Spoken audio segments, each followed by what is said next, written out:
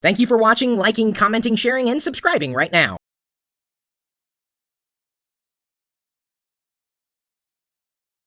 If I told you that you could screen your callers, find out why they were calling you before you accepted or denied the call, if I told you that you could record a call on the fly and have access to that recording on the internet after you had that regular conversation, and if I told you that you could send a phone number to several phones, several landlines, or several virtual lines, or several lines in general without lifting a finger, would you be interested?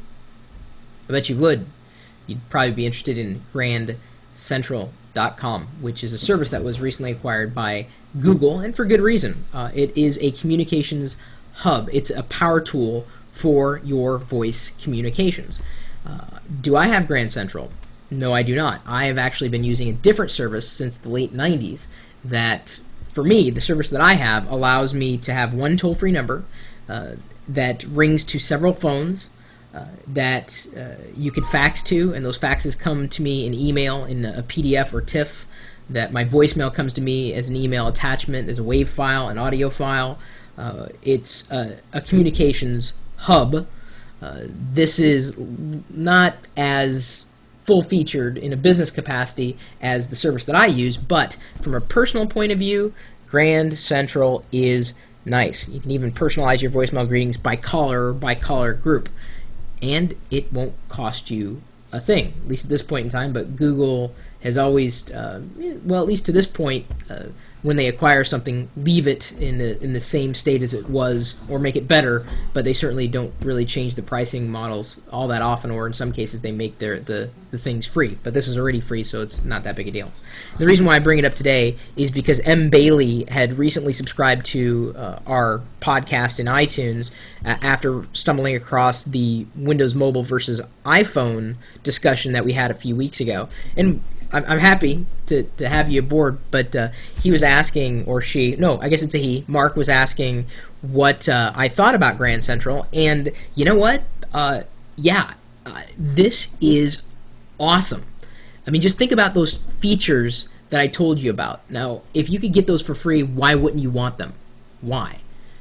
You may already have Vonage, as is the case here. I have Vonage as well. I'm not worried so much about the voicemail aspect of it, but I am interested in the screening part, and I have that screening element in my toll-free number. If I could bring that to my home number, I just haven't done it yet. But does that mean that it's not worth it? No, not at all. I think it is worth it. It's the question of, does it fit with what you want your phone to be, or what you wish your phone could do? Now, if anything would get me to use this, it would be likely that call recording, because there have been times where I wish I could record a conversation with a relevant amount of ease, and it wasn't possible because you need software and hardware and everything. But this makes it completely possible, and now that Google's backing it, well, you know that it's not going to disappear. It's something that generated a lot of attention when it was first announced and first launched, before Google had a chance to acquire it. Again, this is a tool that's useful so long as you want those features, or if you've always wanted those features, or if you wanted to try the features. If you don't want to try the features, after a while, you can just turn off the service and go back to having your regular old phone line. It's up to you. I say it's worth trying. Certainly. Doesn't cost you a thing. So, there's your answer, at least from my perspective. If anybody else out there has got experience with Grand Central or something similar, I'd be interested in hearing what you guys have to say about it. You can email me any other suggestions you might have for telecommunication services that might enhance our communication patterns, habits, lifestyles, and whatnot. My email address is chris@pirillo.com. It's the only way to get a hold of me. You can try calling me, but I don't really pick up the phone all that often. Not a phone guy, which is really ironic in the sense that I used to host a show called Call for Help. Yeah, that's why we don't open up the phone lines a lot around here. I'm just not a phone guy.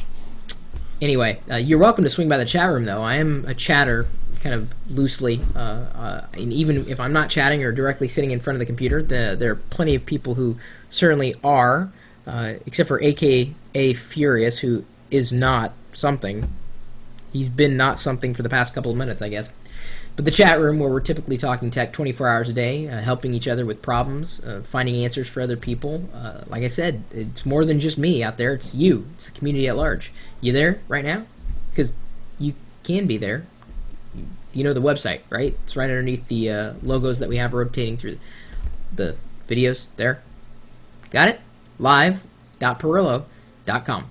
We'll see you later.